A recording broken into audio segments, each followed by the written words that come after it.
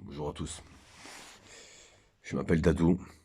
Ce n'est pas ma vraie identité, mais pour vous tous, ça sera Dadou. Je vous fais cette vidéo, voilà, pour vous expliquer les motivations que j'ai eues à venir en Ukraine. Je suis venu au début du conflit, quand ça a commencé.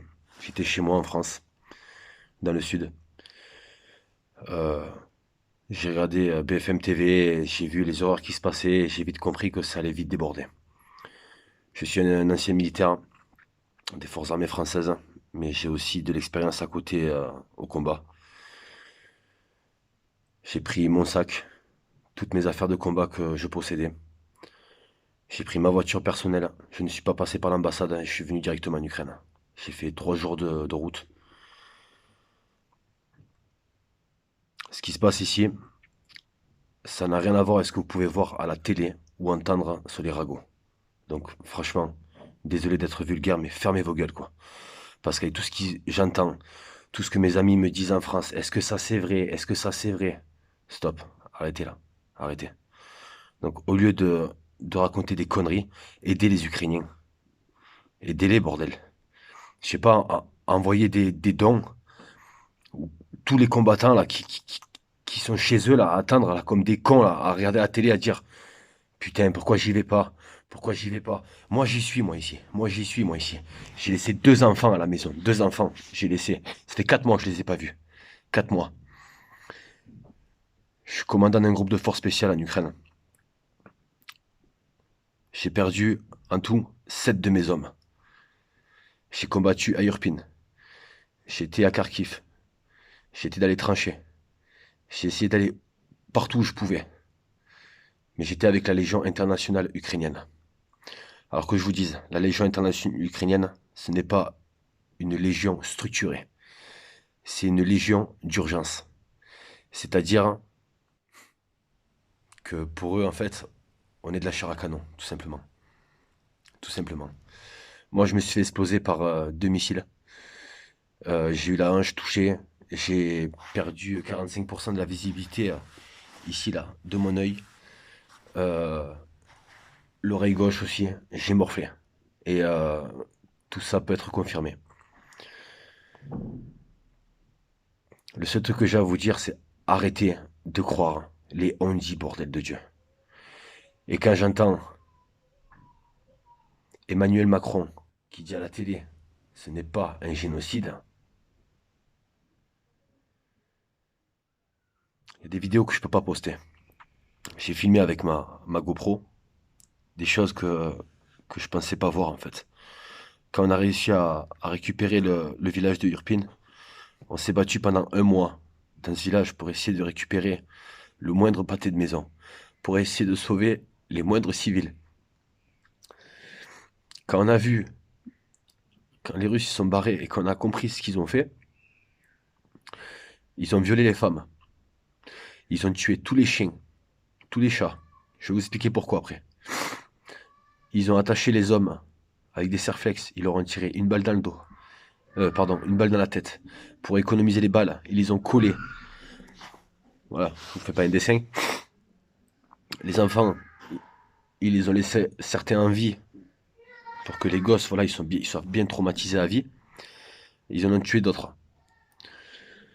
Ils ont mis des grenades et des mines sous les cadavres pour ne pas qu'on les ramasse. Sauf que nous, on n'était pas au courant de ça au début. Donc je vous laisse imaginer mes premiers gars quand ils ont commencé à essayer de relever les corps pour qu'on les mette à l'abri, pour pas qu'on les laisse dehors comme des chiens, ben, ils se sont fait sauter. Et là on a compris en fait le piège. Arrêtez de croire toutes ces conneries s'il vous plaît. Arrêtez. Moi j'ai pas de pouvoir ici, j'ai aucun pouvoir en France. Mais même vous là, la personne qui va regarder cette vidéo là, vous non plus vous n'avez pas de pouvoir. Mais dites-vous un truc, c'est que les civils en Ukraine, eux c'est pareil. Tout seuls, ils n'ont pas de pouvoir.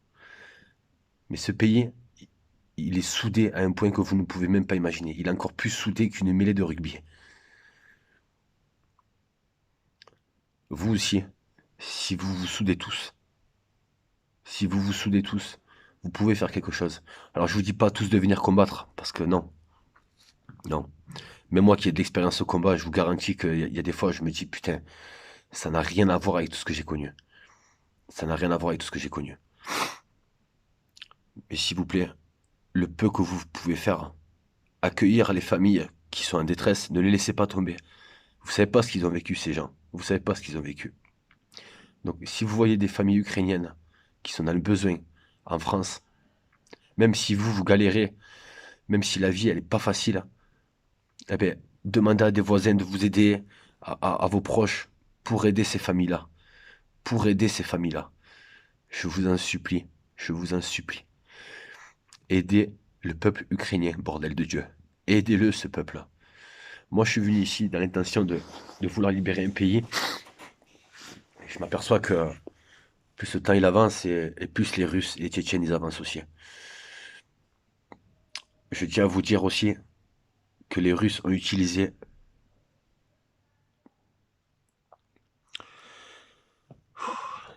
du gaz. Mais pas un gaz qu'on a connu, qu'il y a eu dans l'histoire à l'époque.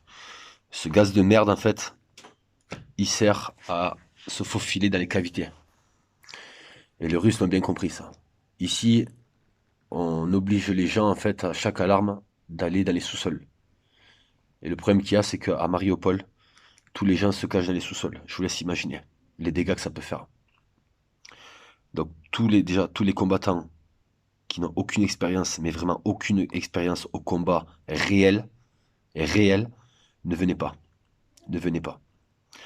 Tous les autres qui sont vraiment motivés, et pas pour l'argent. Moi, je suis pas payé depuis que je suis ici. C'est des amis à moi, c'est David et d'autres qui m'aident à tenir. Tous les autres qui ont vraiment la volonté de vouloir libérer un pays, venez les gars, venez, restez pas à la maison à rien foutre. Moi, j'avais une belle vie en France. Franchement, j'avais pas à me plaindre. J'avais un bon salaire, je travaillais bien, j'étais peinard. Et quand j'ai vu ça, j'ai fait non, non, non, non. Je peux pas rester à la maison les bras croisés et me dire que. Et encore, vous avez pas tout vu à la télé. Parce que nous, à Urpin, on a interdit les caméras de surveillance et c'était pas pour rien, justement. C'était pas pour rien. Voilà. Donc là, moi, actuellement, je suis sur Elvive pour décompresser, on va dire. Mais je vais repartir bientôt au combat. D'abord, je vais faire un petit aller-retour en France pour aller voir mes bébés. Et après, je reviendrai ici. Gloire à l'Ukraine. Gloire aux héros.